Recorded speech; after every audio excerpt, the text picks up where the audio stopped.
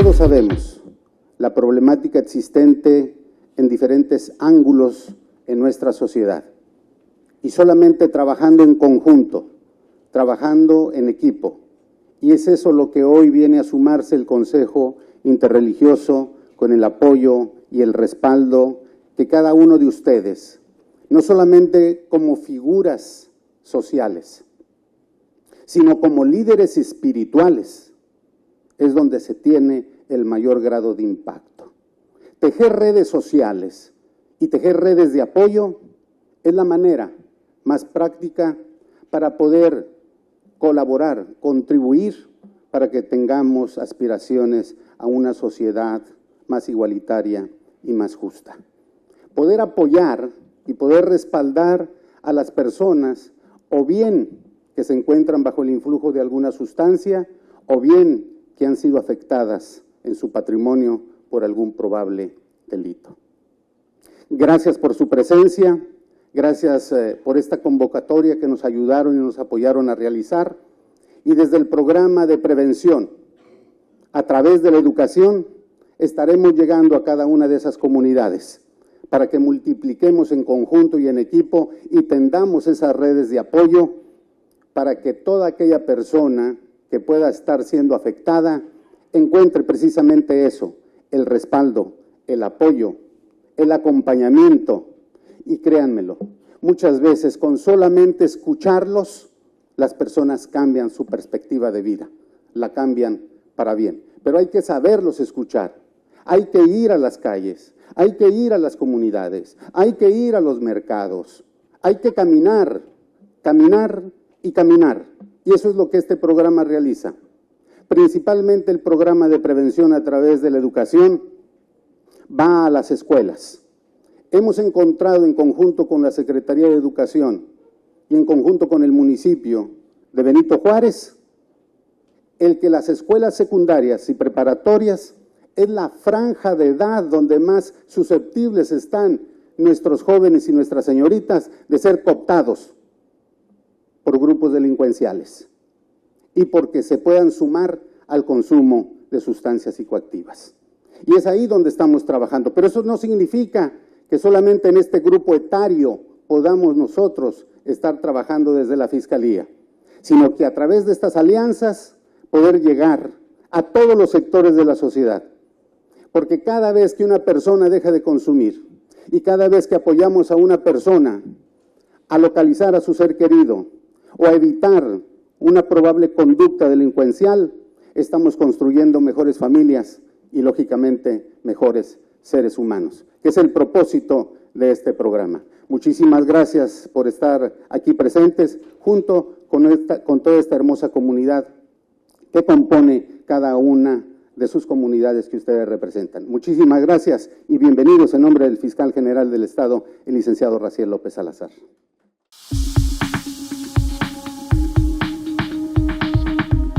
Cada vez que tenemos la oportunidad a través de este maravilloso programa, Prevención a través de la educación, donde principalmente acudimos con chicas y chicos, primaria, secundaria y preparatoria, nos nace la ilusión y la esperanza de que las personas encuentren apoyo, respaldo, vínculo, comunicación, pero como lo dije hace un momento, sobre todo, quien los escuche. Y podemos dar muchas gráficas, datos duros, contundentes, estadísticas, y todo suma, todo, absolutamente todo suma. 3 millones de personas mueren en el mundo anualmente a consecuencia del consumo de alcohol. Hay toda una serie de enfermedades y comorbilidad por el consumo de tabaco que produce cáncer. Hay toda una serie de problemáticas asociadas al consumo de alcohol. 42% de nuestros jóvenes consumen alguna sustancia. 42%, Universidad del Valle de México en el último estudio. Se agravó con la pandemia. 42%, principalmente alcohol. Segundo, marihuana. Es cierto que cuando vamos a las escuelas, porque ahí es donde se tienen los datos duros, en el cara a cara, en el frente a frente, en ese diálogo circular, es donde podemos nosotros verdaderamente tener el pulso, caminando la calle, yendo al mercado, yendo a la colonia, visitando los lugares. 10% de nuestros jóvenes, 10% de nuestros jóvenes tienen consumo ocasional de alguna sustancia. 5% tienen consumo permanente. 2% consumo perjudicial o dependencia. Si estamos hablando que de las 33 escuelas secundarias, para dar un dato duro, 33 escuelas secundarias, 18 generales y 15 técnicas, son 40,000 alumnos aproximadamente. Ese 2% se convierten en 800 jóvenes anualmente en la posibilidad de tener un consumo perjudicial. ¿Cuánto necesita un joven de dinero para comprar 2 carrujos de marihuana o 2 o 3 dosis de crico? 100 pesos al día. Y cuando no los tiene, el robo. Y les explicamos a ellos, y les comentamos, y les platicamos, y los escuchamos. ¿Qué sucede? ¿Cómo se está reproduciendo y cómo está afectando en todos los aspectos la violencia familiar? Altísimo el número. Y es un patrón de conducta que los chicos van y repiten a las escuelas. No solamente los chicos, las chicas también. Ya no son saludos los que ellos se dan, son agresiones. Estábamos entrando a una escuela y una niña le pega, no es un zape, no, un golpe. Y así se van aproximadamente como 70 metros. El niño la golpeaba a ella y ella la golpeaba al niño. Tenemos que hacer referencia a que el bullying y el ciberbullying son delitos. Son conductas que no deben de estarse repitiendo. Pero ¿de dónde viene? De la raíz. Podemos hablar de todas las problemáticas asociadas al consumo de tabaco. Incluso las cajetillas de cigarros traen ahí imágenes. Los jóvenes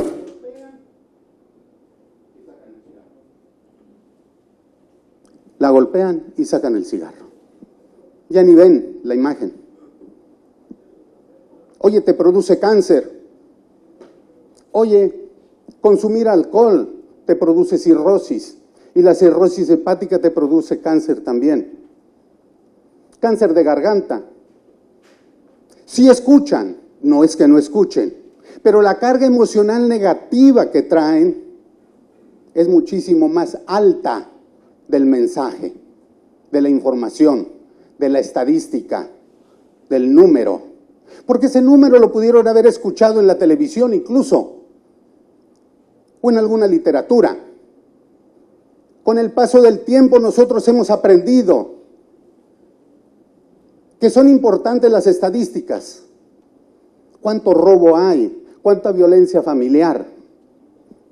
¿Cuántas violaciones? Feminicidios.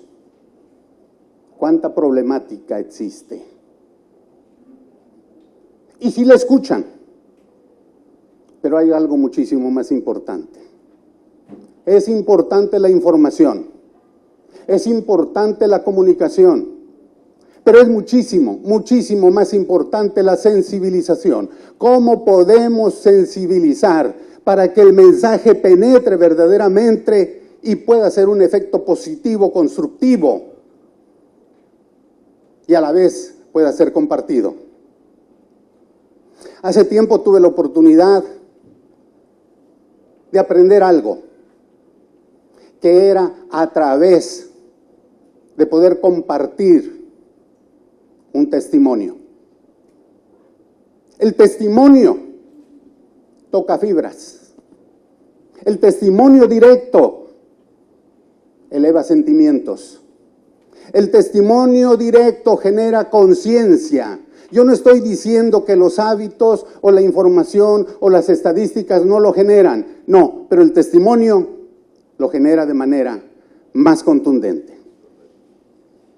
Por eso les voy a pedir que me acompañen a ver un pequeño video, el cual nosotros también ponemos a su disposición para que pueda ser replicado en sus diferentes comunidades. Si son tan amables.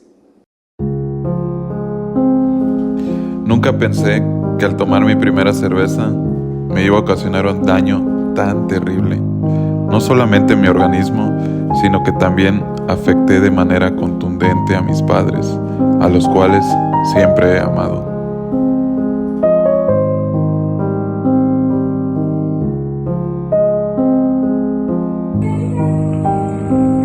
Me dicen, ¿te puedo pinchar acá? ¿Te puedo pinchar acá? Ya no me duele. Y digo, el dolor es mi mejor amigo.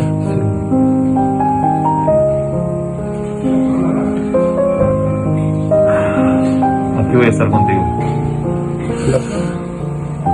Cuando puedas, ven a verme. Sí, hijo. No me dejes. No te dejo, hijo.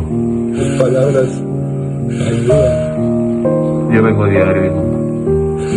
Cuando ellos lo disponen, dar autorización, yo entro, hijo. Pero ya mañana vamos a arreglarse con el doctor en los días que nos queden, para que yo pueda entrar diario, igual tu mamá. ¿Viste? Tu mamá se quedó allá afuera ahorita. Me dice, dile que lo amo, dile que lo quiero mucho, pero yo no estoy tan fuerte como tú para verlo, me dice, así me dijo. Sí. Yo no soy tan fuerte como tú para verlo, me duele mucho, dice, me duele, sí. Te duele mucho tu mamá. Sí. Sí, vamos a orar. Vamos a orar, por favor. Te damos gracias, querido Padre, por esta tarde. Gracias porque indudablemente tu mano poderosa es extraordinaria. A pesar de los diagnósticos médicos, el último que tiene la palabra eres tú. Gracias por amarnos, por cuidarnos y por sostenernos. Gracias por el milagro que haces también en la vida de Héctor, tu hijo, Señor, nuestro hijo. El milagro que has sorprendido, Señor. Pero para nosotros sabemos que los que aman a Dios, todas las cosas obran para bien. Por favor, ruego para que pongas en él paz, tranquilidad, paciencia en los días que le quedan en este hospital, Señor. Cuídalo, por favor, Señor, te lo suplico. Lo pongo en tus manos en esta tarde. Humildemente lo pedimos y lo rogamos en el nombre de Jesús. Amén. Amén. Amén, papá. Igual, hijito. Me hizo bien verte. Estoy muy feliz de verte. Cuídate mucho, ¿eh? Los amo. Gracias, hijo. Igual nosotros. Igual, hijo.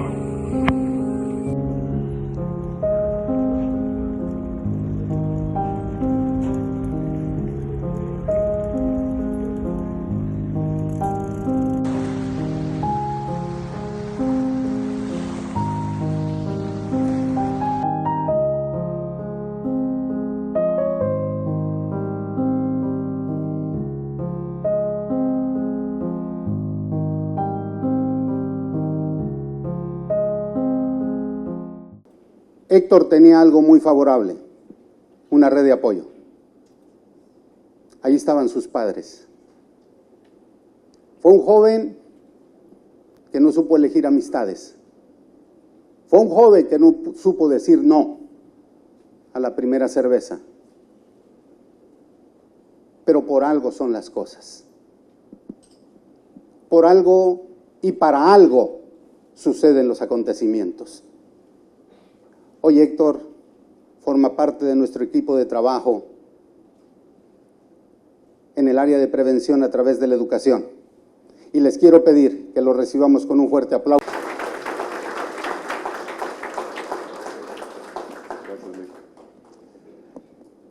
Buenos días a todos. Hoy Hoy quiero compartir algo que cambió mi vida de manera irreversible. Una historia llena de dolor, de sufrimiento, de malas decisiones, pero sobre todo de malas amistades. Hace un tiempo me encontraba en un círculo vicioso del cual no podía salir. El alcohol se había convertido en parte de mi vida. Lo que un día empezó como algo ocasional, como algo para pertenecer, para sentirme identificado con cierto grupo de amigos, para no sentirme solo, pronto se convirtió en una adicción que tardó aproximadamente 7 años. Recuerdo esas noches donde subía al auto y me parecía una buena idea manejar, irme. Acciones que me pudieron haber llevado a privarme de la vida a mí mismo. Acciones que pudieron haberme privado de la vida a las demás personas que conducían las mismas calles que yo. Noches de sufrimiento por parte de mis padres. Pero ese fue el momento en el que todo cambió. No recuerdo muy bien esa noche, pero lo que sí recuerdo fue que cuando desperté, yo estaba con muchos tubos, con una máquina que respiraba por mí, y me di cuenta que mi realidad era otra. Pero lo más doloroso fue cuando vi entrar a mi papá, cuando vi entrar a mi mamá, ver su cara de sufrimiento, ver su cara de cómo temían por mi vida, porque me debatía entre la vida y la muerte, el miedo de que yo no volviera a quedar igual, porque prácticamente todo lo que decían los doctores en ese momento es que yo no iba a poder caminar, que yo no iba a poder correr, que no iba a poder pensar, porque no solamente me habían quitado una parte de mi pulmón, sino que también había sufrido daños en el cerebro. Ahí fue que comprendí la magnitud de todas mis malas decisiones, las consecuencias de mis malas decisiones. Afortunadamente, el día de hoy estoy aquí, soy muy bendecido de poder estar aquí y de poder compartir a través de este programa a muchos jóvenes las consecuencias, una de las tantas consecuencias que tiene el consumo de sustancias psicoactivas. Hoy muchos jóvenes están a tiempo de tomar una buena decisión. Hoy muchos jóvenes están a tiempo de decir no. Hoy muchos jóvenes están a tiempo de escuchar esos consejos de papá y mamá, porque yo los tuve, pero lamentablemente no pude aplicarlos en mi vida, porque al final los que tienen la última decisión somos nosotros y son los chicos y somos cada uno de los que están aquí presentes. Agradezco mucho la oportunidad de estar acá, de poder compartir este testimonio, que espero que sea algo que pueda servir y que la única finalidad de este testimonio y de esta oportunidad, de esta segunda oportunidad que Dios me dio, sea salvar la vida de muchos jóvenes y muchas jovencitas y de la sociedad en general. Les agradezco mucho su atención.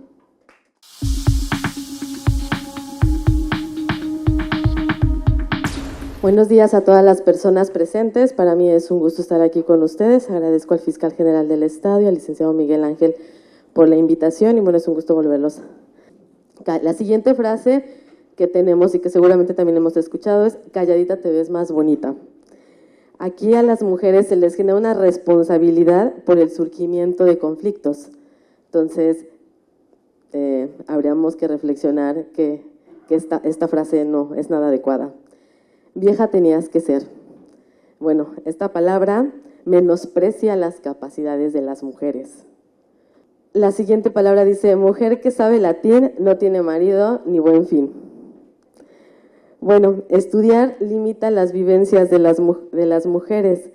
a sus vivencias tradicionales, ya sea personales, religiosas, como las queramos observar. Entonces, esta frase pues, realmente no es así, ¿no?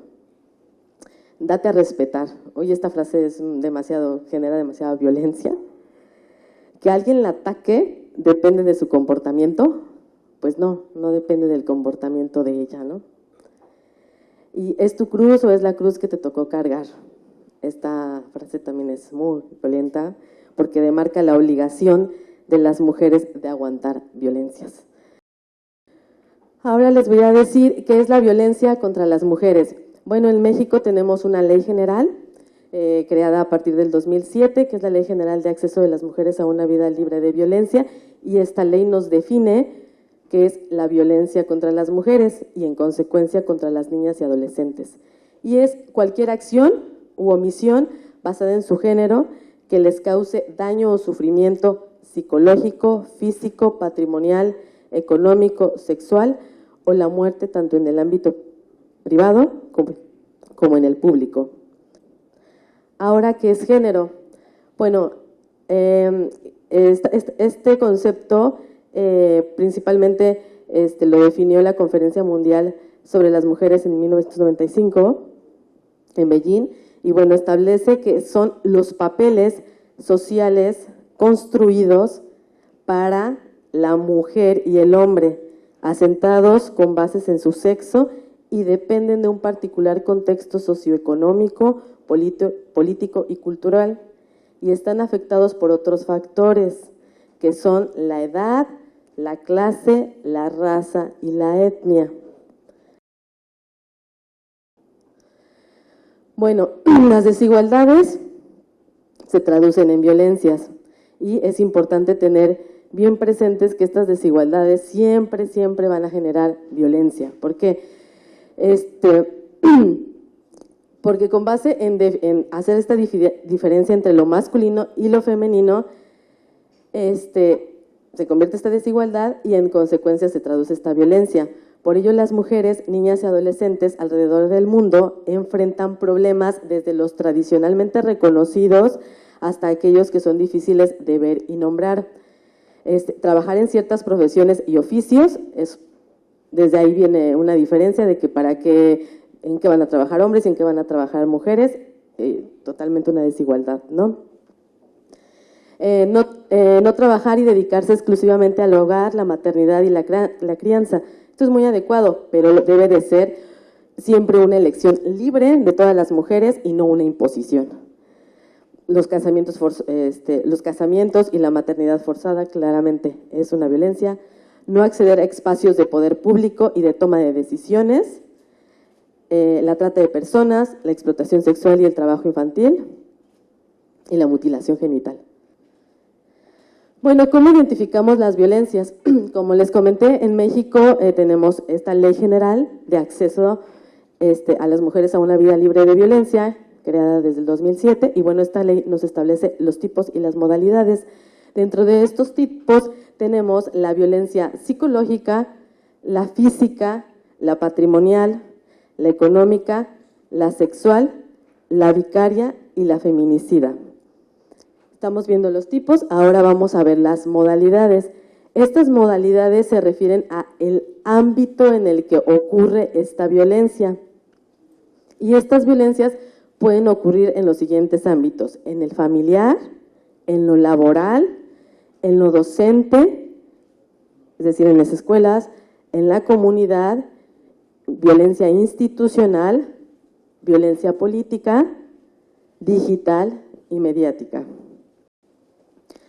Bueno, en esta presentación tenemos un iceberg de la violencia de género y los voy a explicar brevemente porque la violencia es un fenómeno cultural. Entonces, mientras no atendamos lo que es sutil y no visible, no atenderemos lo que es visible y explícito. Entonces, este fenómeno cultural es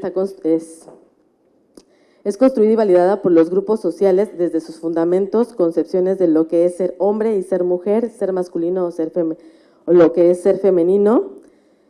Estas concepciones se transforman en acciones sutiles o explícitas que devienen en violencia contra las mujeres, las adolescentes y las niñas. Y bueno, empezamos por estos micromachismos. Un ejemplo de un micromachismo es, por ejemplo, corres como vieja. Ese es un micromachismo. El mansplaining es cuando algún varón interrumpe a una mujer minimizando el comentario que ella esté haciendo o la opinión que ella esté dando. La anulación de alguna opinión o de alguna situación con alguna mujer, un lenguaje sexista, la invisibilización de las mujeres, el controlar, el humor y publicidad sexista, culpabilizar, el chantaje emocional, despreciar, ignorar. Aquí, a partir de culpabilizar, empezamos a tenerlas un poco más explícitas esta violencia de género, y pues va subiendo: ignorar, humillar, desvalorizar, y posteriormente las vamos a tener visibles y explícitas, que es amenazar, insultar, gritar, una violación, un abuso sexual, la agresión física y la más violenta, que es el feminicidio. Han logrado avances significativos en las legislaciones desde las estructuras institucionales y desde la sociedad civil organizada. Aún queda mucho por hacer. Por ello, desde los espacios institucionales y desde la sociedad civil, debemos continuar trabajando para que todas las mujeres, las adolescentes y las niñas ejerzan plenamente sus derechos a una vida libre de violencia. Bueno, voy a dar ejemplos para que nos pudiera quedar claro estas manifestaciones de la violencia de género que se dan en el acoso y hostigamiento sexual, que consisten en miradas lascivas, gestos o comentarios obscenos, contacto físicos innecesarios, insinuaciones, bromas o insultos de carácter sexual, chantajes o propuestas de tipo sexual para obtener mejoras laborales o académicas, acorralar o forzar a tener contacto físico, solicitar citas fuera del horario laboral o académico, entre otras.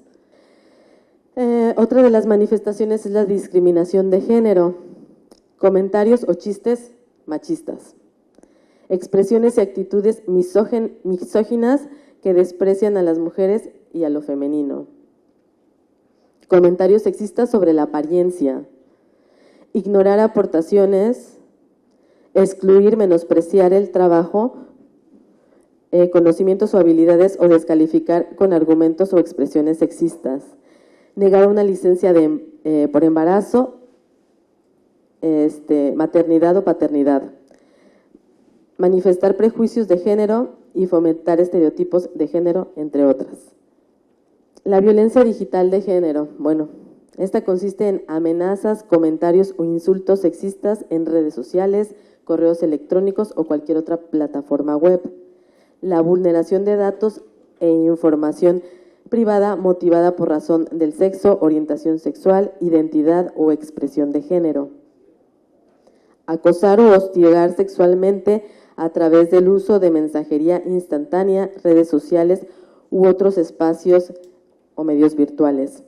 Y la difusión de rumores de contenido sexual, así como el envío, solicitud o distribución de imágenes, textos, fotografías, audios o videos de contenido sexual sin consentimiento por cualquier red social o medio digital. Otra de las manifestaciones de la violencia de género es la discriminación y violencia por orientación sexual, identidad y expresión de género.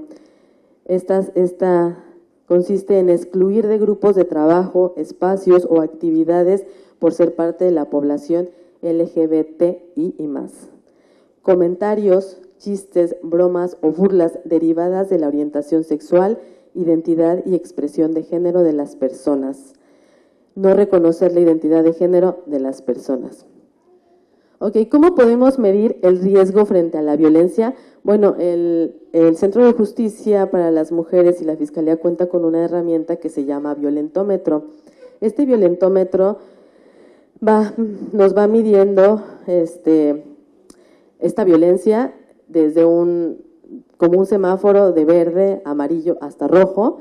Y bueno, esto va aumentando de una violencia psicológica, física y pues hasta el feminicidio. Entonces voy a explicar brevemente. Aquí tenemos la primera parte del violentómetro, que es, pues, se puede catalogar como una violencia normalizada y violencia psicológica, y empieza con bromas hirientes, chantajear, mentir, engañar, ignorar la ley del hielo, celar, stalkear en redes sociales o acechar, culpabilizar, descalificar, ridiculizar, ofender, humillar en público, intimidar y amenazar.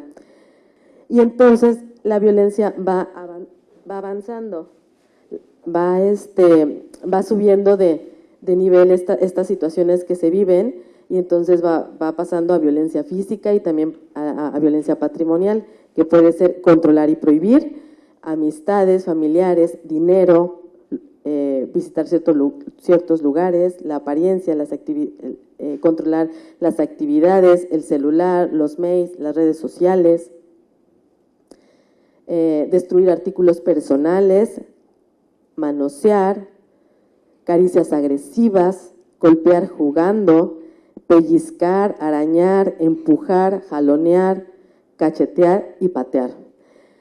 Y sigue aumentando la violencia. La que sigue, por favor. Y bueno, en este semáforo ya llegamos al rojo, y pues bueno, aquí ya incluso la mujer víctima necesita ya de una ayuda profesional, porque ya nos encontramos en situaciones como encerrar, aislar, sextorsión, amenazar con objetos o armas, difundir contenido íntimo sin consentimiento por medios digitales, amenazar de muerte a las mujeres, forzar una relación sexual, el abuso sexual, violar, mutilar y pues el feminicidio, asesinar a una mujer.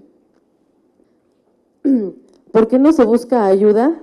¿Por qué? Porque las mujeres permanecen en espacios donde son violentadas por diversos factores: dependencia emocional o económica, sometimiento, control, síndrome de indefensión aprendida, concepción del amor, entre otras. Y se repiten estos episodios de violencia en un círculo en el que las tienen sometidas emocional y físicamente las personas generadoras de violencia. En cada repetición del ciclo, la violencia puede agravarse y poner en mayor riesgo a las mujeres junto con sus hijos e hijas, ya que este evento y episodio de violencia en el que sigue seguramente será mayor al que sucedió, si es que no se trata, se denuncia, o los hombres también hacen algo por tomar alguna terapia o algo. Esta atención integral para que las mujeres puedan romper con los círculos de violencia requieren una atención integral, reactivación y fortalecimiento de redes de apoyo social, familiar, acompañamiento institucional o comunitario, profesional, asesoría jurídica, penal y o familiar, fortalecimiento de su autonomía a través de la psicoterapia, de la interacción educativa o laboral y atención a la salud física y mental. Una denuncia o demanda por sí sola no resuelve las necesidades para la recuperación de los efectos de la violencia en sus vidas y las de sus hijas e hijos. El acompañamiento espiritual resulta reconfortante y fortalecedor para una gran parte de las mujeres que experimentan violencia en su tránsito hacia la justicia y la seguridad, sobre todo frente a panoramas de violencia extrema que les aísla frente a los cuales se sienten impotentes. ¿A dónde acudir? Bueno, existen espacios adecuados con personal profesional especializado para la atención de casos de violencia contra las mujeres, niñas y adolescentes, y pues la Fiscalía General del Estado cuenta con las Fiscalías en Combate a Delitos contra la Mujer, la Fiscalía de Delitos Sexuales y el Centro de Justicia para las Mujeres. Actualmente en el estado de Quintana Roo se cuentan con 3 centros de justicia: en el municipio de Benito Juárez, Solidaridad Otompe Blanco y próximamente en el municipio de Tulum. Bueno, pues muchas gracias. Por mi parte sería todo.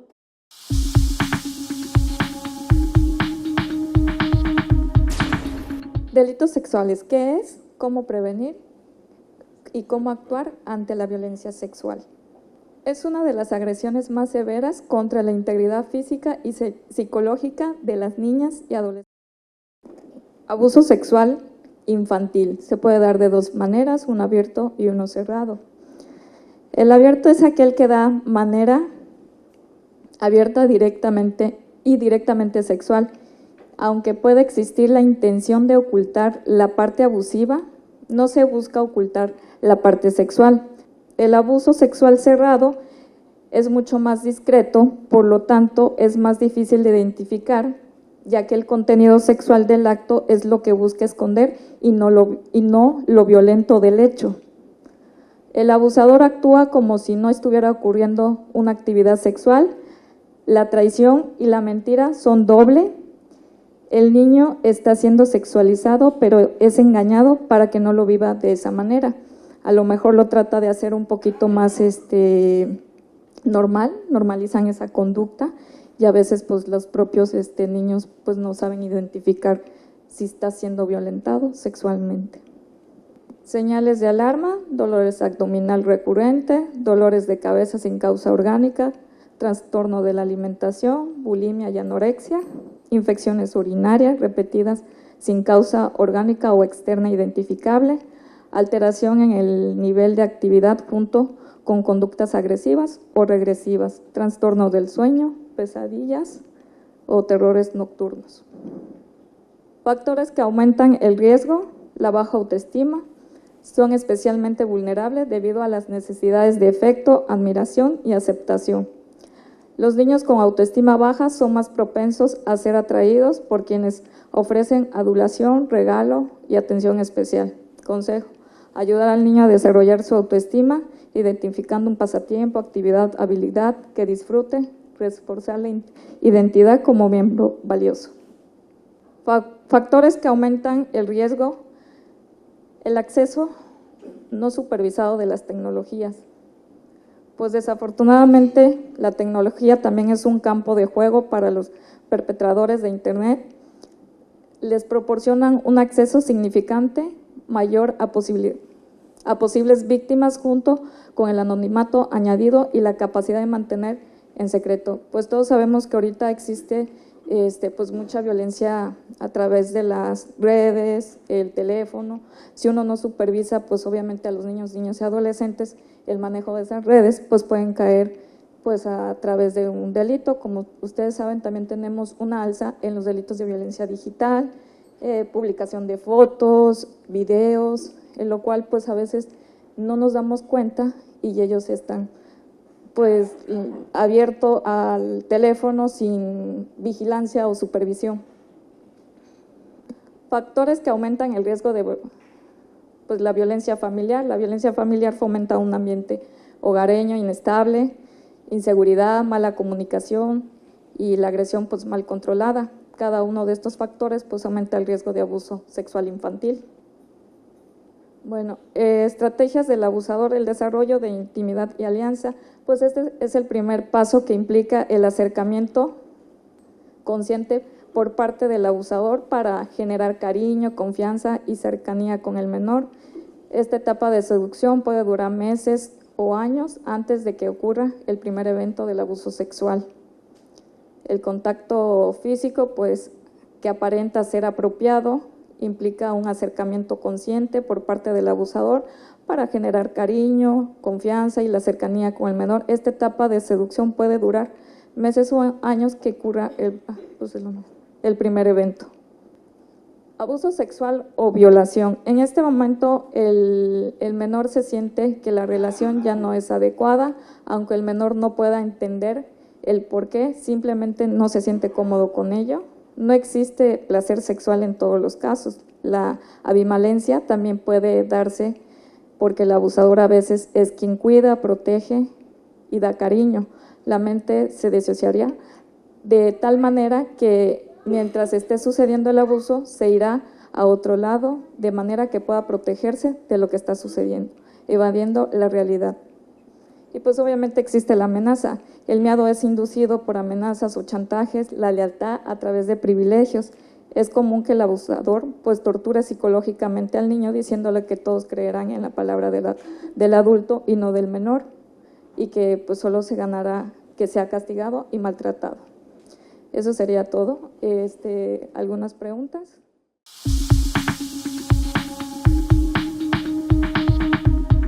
Muchas gracias, señor, por ser obviamente el que encabece este conversatorio, sobre todo para poder abordar temas muy importantes que tienen que ver con las fiscalías especializadas que la Fiscalía General del Estado tiene a su cargo. Bien, vamos a tocar un tema muy importante porque finalmente el sistema de justicia penal para adolescentes muy pocos lo conocen. Y cuando digo muy pocos lo conocen, finalmente es una justicia que está ahí, en donde prácticamente ni los padres hoy de familia, ni los propios adolescentes conocen que este sistema ya está desde 2005. Cuando aperturamos este sistema de justicia penal para adolescentes, el Estado mexicano, ¿por qué nace este sistema? El Estado mexicano, cuando ratifica la Convención de los Derechos de Niños, esto en 1990, pasaron prácticamente 14 años para que el Estado mexicano, es decir, el Congreso de la Unión, establezca y les pida a los congresos locales, les diga, haz una ley de justicia penal para adolescentes. ¿Qué quiero decir con esto? Que el Estado mexicano finalmente no le daba la importancia del sistema socioeducativo, es decir, ¿por qué los tenemos que obviamente investigar y tratar punitivamente como adultos? Entonces ese es el grave error que el Estado mexicano en su momento tuvo. Entonces cuando asumió el compromiso, porque ya estábamos a nada de decir 15 años de no tener un sistema judicial para ellos, fue que en el artículo 18 constitucional se establece que este sistema va a ser especializado, que va a contar no solamente con agentes del Ministerio Público, ni con jueces únicamente, sino con magistrados particularmente hechos a la medida de una persona adolescente. Entonces, cuando se da esta reforma, dice para partir de qué edad nosotros vamos a investigar actos y conductas que generan los adolescentes como delito. A partir de los 12 años, y menos de los 18 años de edad están sujetos a este sistema de justicia penal para adolescentes. Entonces, si nosotros estamos llevando a cabo la conducción de una investigación y proceso para una persona adolescente, nos vamos a lo que nos establece el 18 constitucional. Hoy, pero es que el Congreso local, sí, pero el Congreso local también lo prevé. También tiene un sistema hecho para la reinserción social de las personas adolescentes. Cuando digo personas, ¿por qué no dice niños? Porque son personas, finalmente ya reconocidas en la Convención de los Derechos del Niño. Además, el Estado mexicano también les da ese reconocimiento como titulares de derecho. Entonces, bien, ¿qué derechos tienen las personas adolescentes en el proceso penal?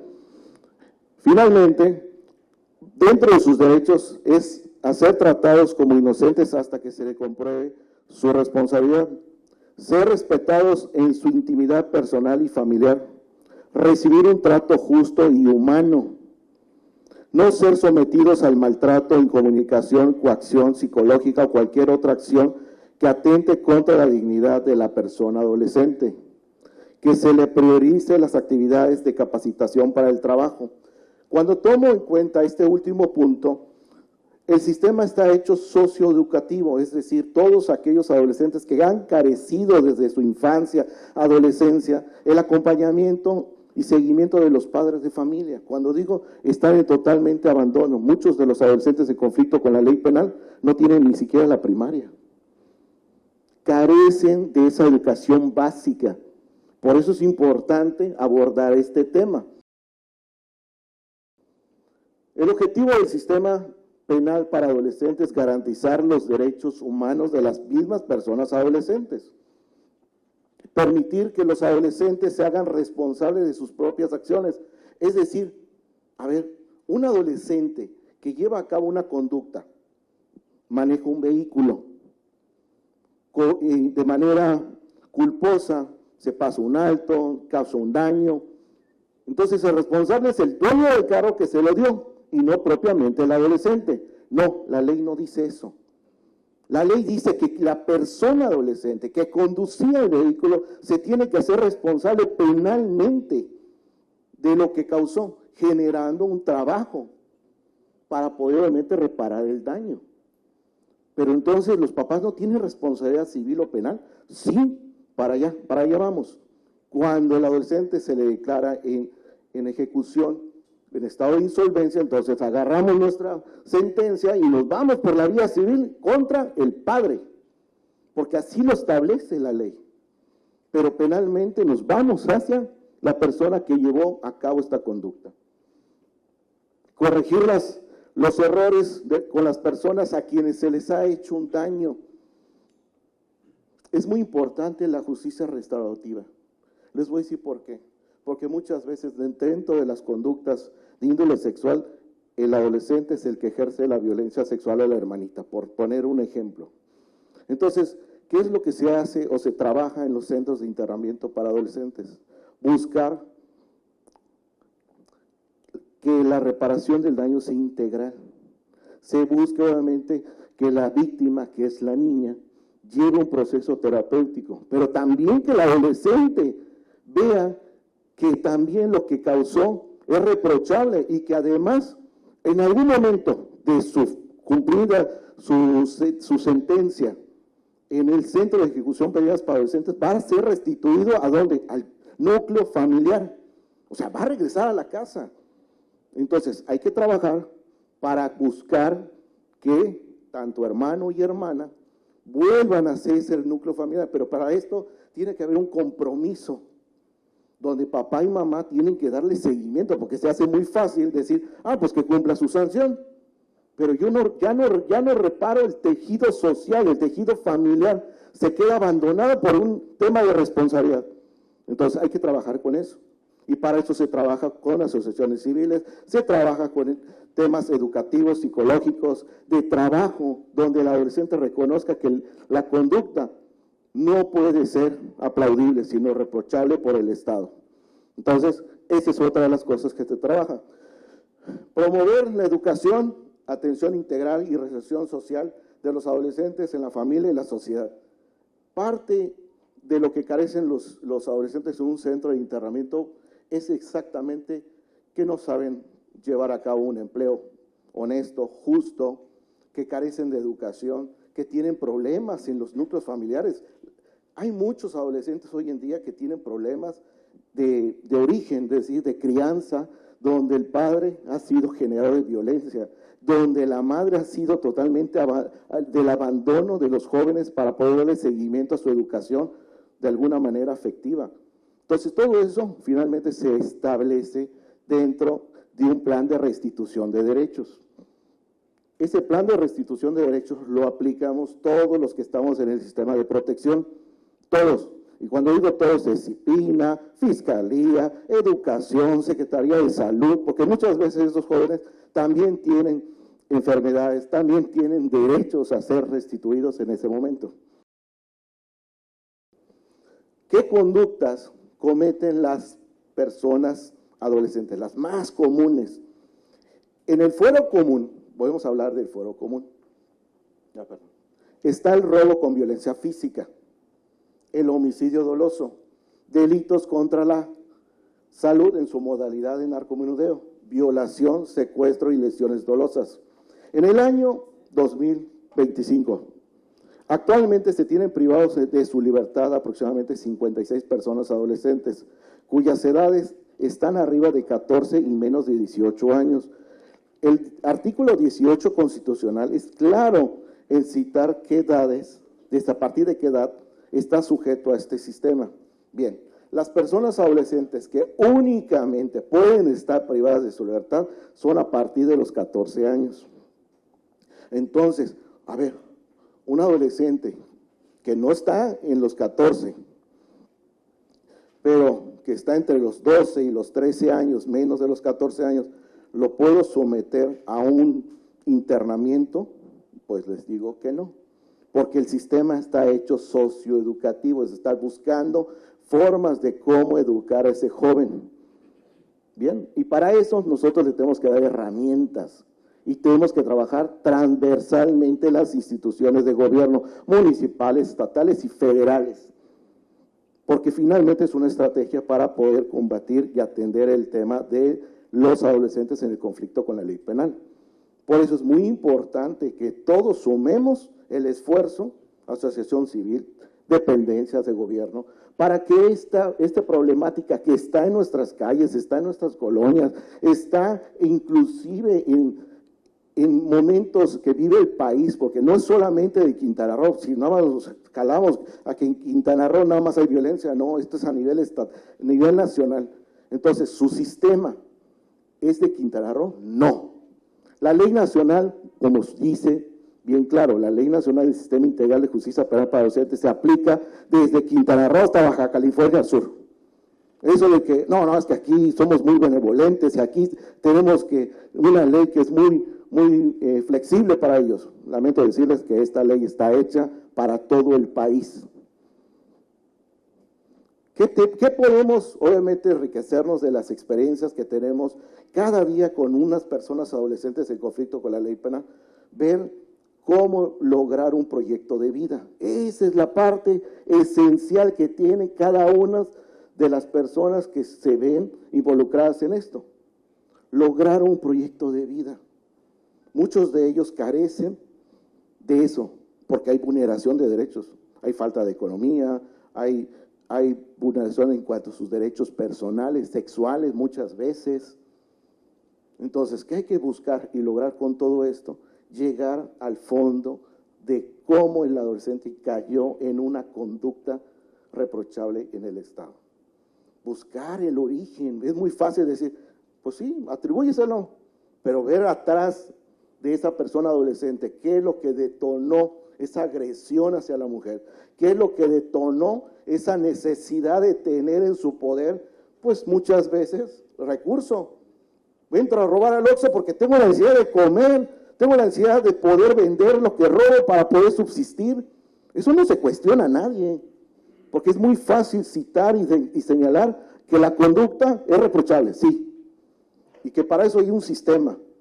Pero para llegar a eso necesitamos nosotros lograr como sistema, porque somos un sistema, para poder entender que esto se puede cambiar. Y para poderlo cambiar necesitamos de la voluntad, muchas veces, no solamente pública, sino también de la iniciativa privada, porque hay muchas veces falta convenios, lograr llegar a la esencia, apoyar programas, inclusive terapias para la familia, lograr llevar muchas veces esas necesidades que carecen estas vidas a un mejor estado, por el cual vinieron, ¿no? A este sistema, que es lo que más les impacta. Bien, los derechos de las personas adolescentes están garantizados en la Constitución, pero también están garantizados en su ley nacional, principalmente recibir un trato justo. ¿Cuántas veces vemos que en una detención de un adolescente está el policía? ¡Pah! ¡Pégale! Está el policía llevando al adolescente y lo trae como si fuera un adulto. Es la realidad. Entonces, ¿qué hay que hacer? Buscar capacitar a los cuerpos policíacos. Buscar las formas del respeto al derecho humano. No estoy diciendo que todo se aplica así, pero esa es una realidad nacional. Y hay que buscar las formas de cómo lograr esto.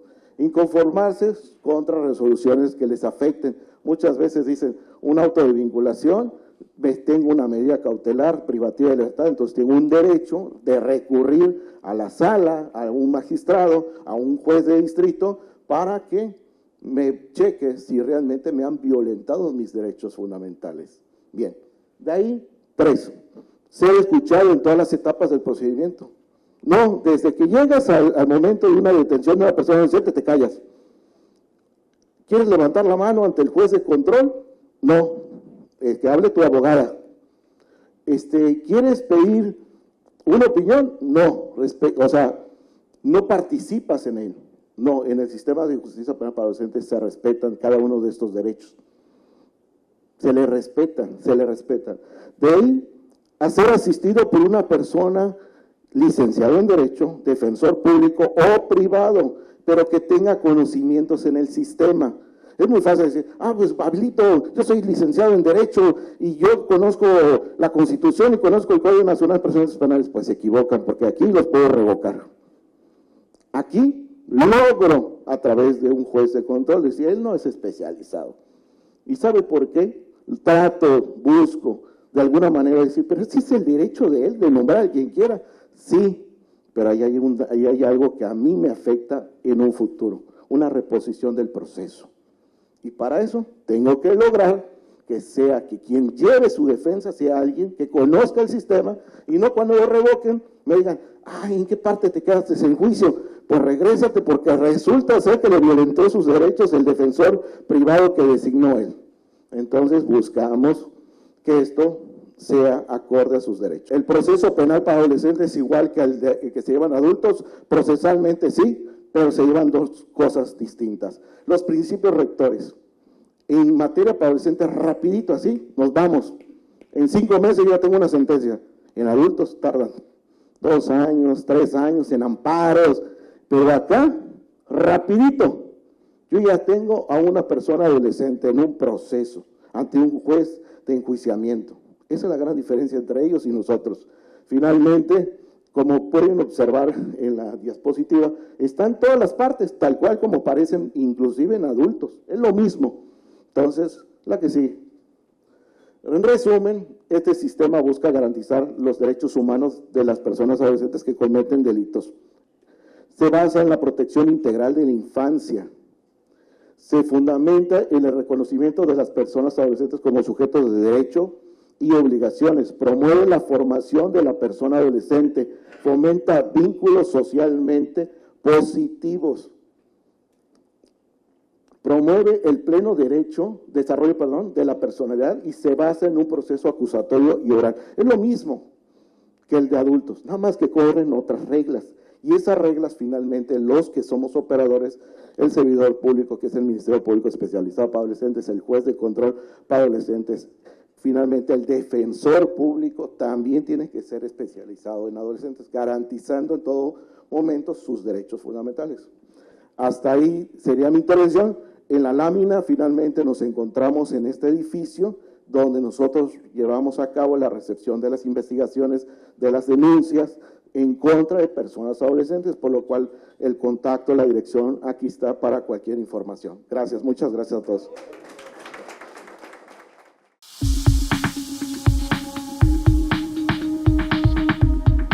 Bueno, hablemos del delito de trata de personas. El artículo 10 establece que es toda acción u omisión dolosa de una o varias personas para captar, enganchar, transportar, trasladar, recibir mediante violencia con la finalidad de explotarlas. Cifras importantes. La Organización de las Naciones Unidas calcula que casi 21 millones de personas en todo el mundo son víctimas de este delito. Y lo más lamentable es que el 90% son mujeres y niñas. En todo el mundo han sido explotadas sexualmente. El delito de trata de personas, después del narcotráfico, es la actividad ilegal que genera más dinero. Lamentablemente, en siglo XXI y seguimos negociando con personas, pero no creo que nada más con personas, con sus ilusiones, con sus sueños, con su infancia, con la integridad de las personas.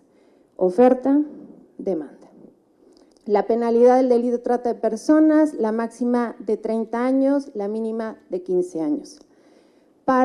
Los elementos para configurar el delito son 3 elementos importantes, que es acción, medios y finalidad. Como acción tenemos el captar, transportar, trasladar, acoger, recibir, enganchar, transferir y retener o alojar.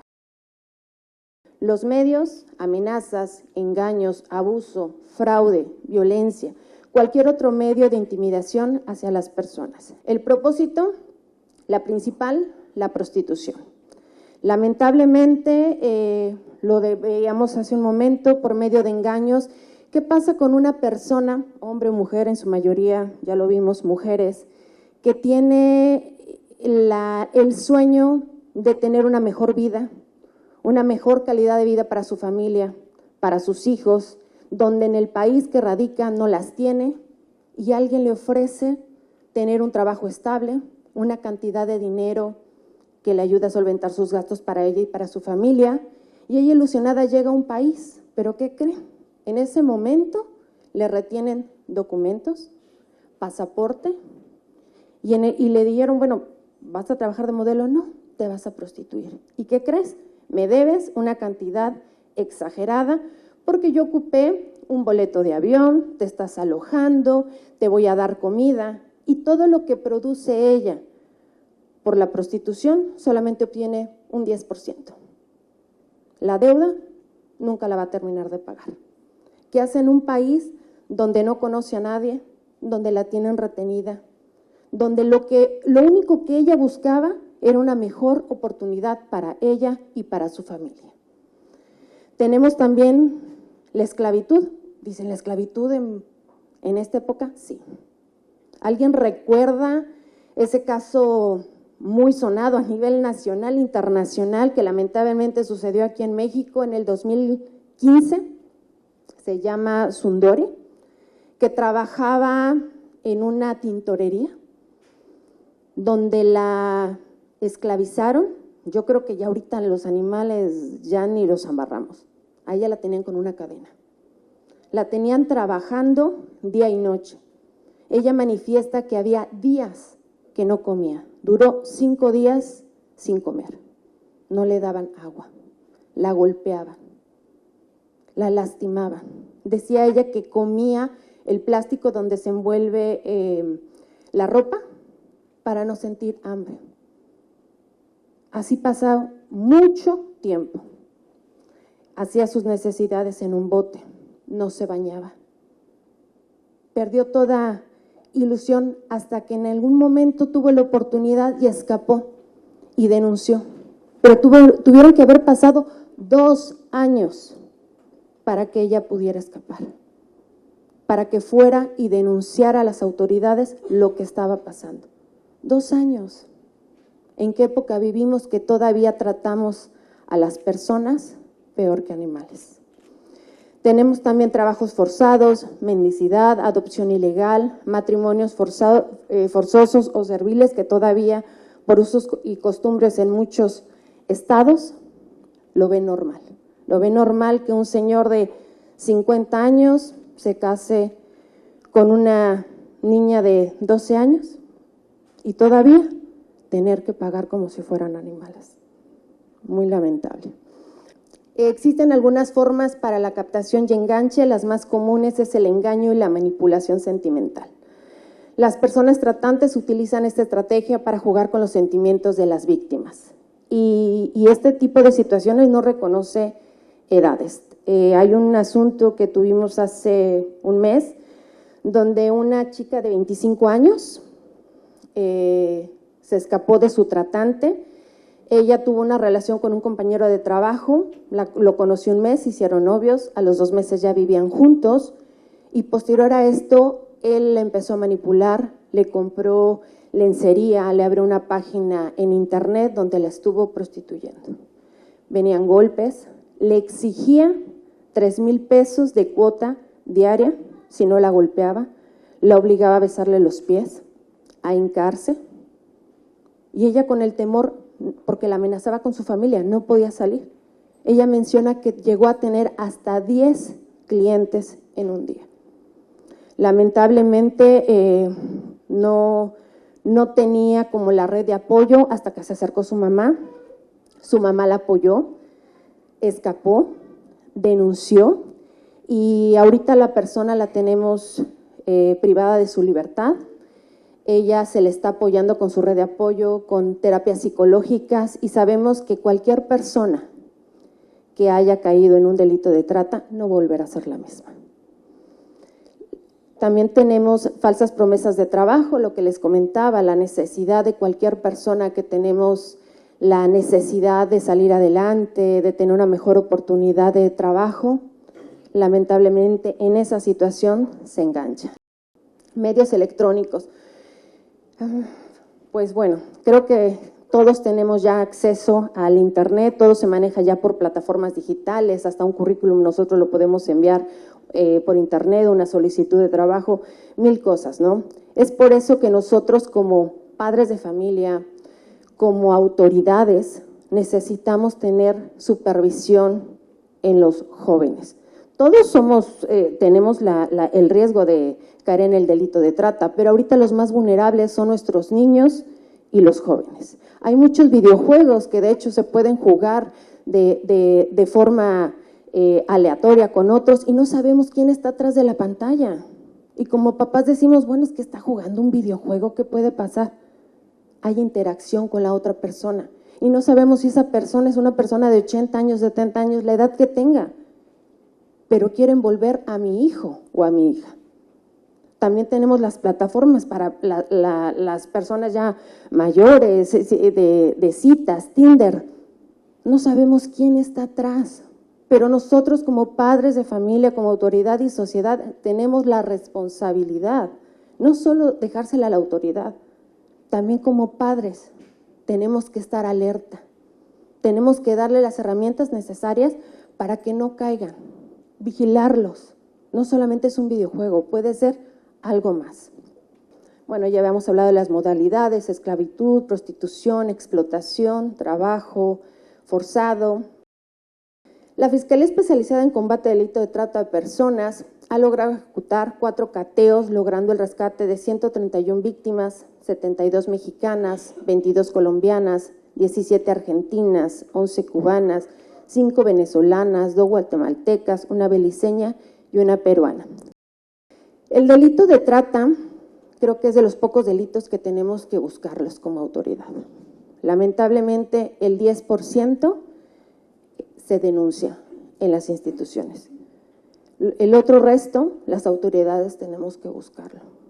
Por eso los invito a aquellos que vean alguna situación, un grupo de chicas que estén viviendo juntas, que sean de otro país, que no salgan, los mismos restauranteros, del área hotelera, ellos ven mucho, pero necesitamos el apoyo de ustedes como sociedad para que nos apoyen a denunciar este tipo de situaciones. Ustedes pueden hacer una denuncia anónima a este número, hay WhatsApp, hay Telegram, cualquier tipo de mensaje y nosotros nos encargamos del resto. Pero sí es importante que gobierno y sociedad trabajemos juntos para erradicar este tipo de delito que no podemos permitir que siga pasando.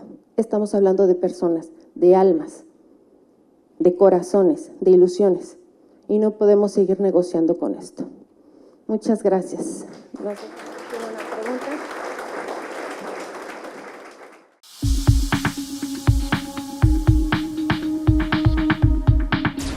Déjenme comentarles, como se lo dije en una ocasión, cuando estábamos en una reunión, que he estado en varias partes de la República Mexicana, pero aquí en Quintana Roo es el único estado en donde todas las disciplinas religiosas se están unidas para colaborar, para cooperar, para coordinar en beneficio de la gente. Eso me da mucho gusto, monseñor, me da mucho gusto que estén acá y que se sumen a este trabajo de combatir las causas de la violencia en los niños, niñas, adolescentes. En verdad, muy contento por eso, que se sumen, que se replique. Me estaba comentando nuestro amigo que también hay que hacerlo, pero ya también en Chetumal para abarcar la región norte y la región sur, y se repliquen porque la estrategia nacional que la señora gobernadora Mara Lezama está alineada con esta estrategia nacional, precisamente es las causas que dan origen a la violencia.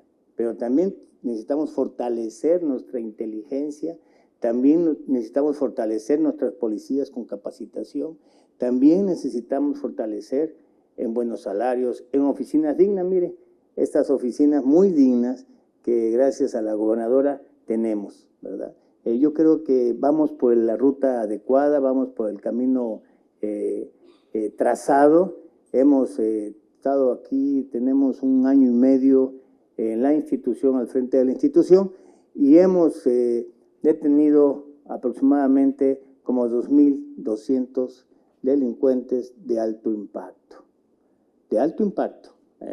el del cual 92% están vinculados a procesos.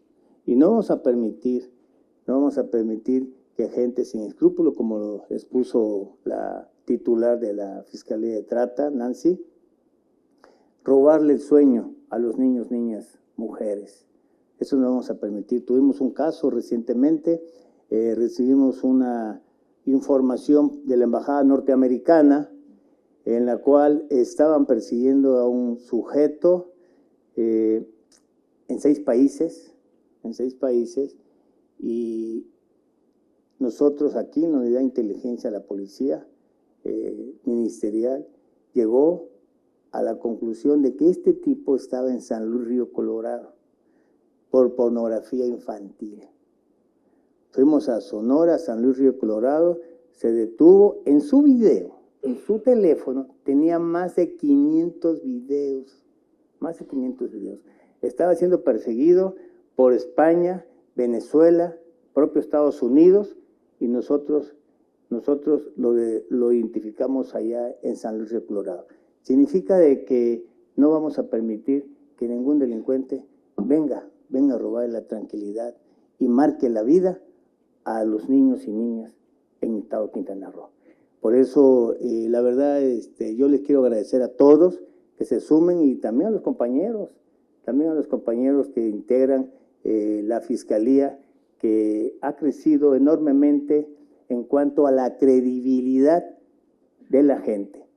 Ahí me encontré una Fiscalía completamente abandonada, con un rezago impresionante de carpetas de investigación. Impresionante. Estamos hablando de 300,000 carpetas de investigación que me encontré. Estamos avanzando. Me da mucho gusto escuchar a los compañeros titulares de las Fiscalías especializadas, a la titular del Centro de Justicia para las Mujeres, que ya estamos nosotros conformando un equipo de trabajo, que nuestra misión y la visión es precisamente la recuperación de la tranquilidad y la armonía de las familias en Quintana Roo. Me da mucho gusto que nos acompañe aquí nuestro amigo el fiscal federal, que tenemos una gran coordinación y una gran colaboración como nunca, porque siempre se andan agarrando de los chongos las fiscalías federales con las fiscalías del Estado, pero así no vamos a avanzar. No podemos avanzar de esa forma. Tenemos que ser un equipo unidos, tenemos que ser una fuerza. Si la delincuencia es delincuencia organizada, hace alianzas con otros grupos delincuenciales, ¿por qué no nosotros?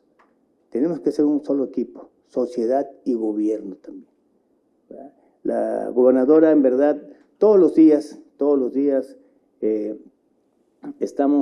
está liderando al frente de este grupo de la Mesa de Construcción para la Paz, pero también mañana vamos a tener una reunión privada que todos los jueves lo hacemos, ya en corto con ella, para diseñar algunos planes en cuanto a las acciones operativas y evaluar. Vamos muy bien, hemos reducido los homicidios, no solamente aquí en Benito Juárez, ¿verdad? En Playa del Carmen, en Tulum, en Chetumal, en Felipe Carrillo Puerto, que hay unos homicidios ahí de impacto, pero estamos trabajando también, y debo reconocer el esfuerzo, el apoyo que tenemos en las fuerzas federales, la Guardia Nacional, el Ejército, la Marina, la Policía Estatal también, que es un aliado de nosotros, y falta además sumar más determinantemente a las policías municipales, que estamos trabajando en ese proceso, que les falta capacitación, les falta una depuración para que entre todos podamos hacer frente a la delincuencia. Y la verdad, es un gran ejercicio, y yo les quiero agradecer este evento también al licenciado don Miguel Sánchez Tobar, la verdad, y desde luego la Secretaría de Gobierno. Aquí tenemos, no está por ahí, aquí está mi amigo de la Secretaría de Gobierno, la Secretaría de Educación Pública, el Ayuntamiento Municipal también, ¿verdad? La Presidenta Municipal Ana Patti, de primer nivel, ella siempre ha estado ahí con nosotros en diversas reuniones y pues nada más querer agradecer siempre su presencia y muchas gracias por eso. Sin ningún otro, vamos a clausurar este evento. Siendo las 13:15, damos por clausurado este conversatorio. En verdad, muchísimas gracias por todas esas acciones, por todos esos esfuerzos, y yo sé que van a ser replicadores en sus comunidades religiosas. Muchas gracias.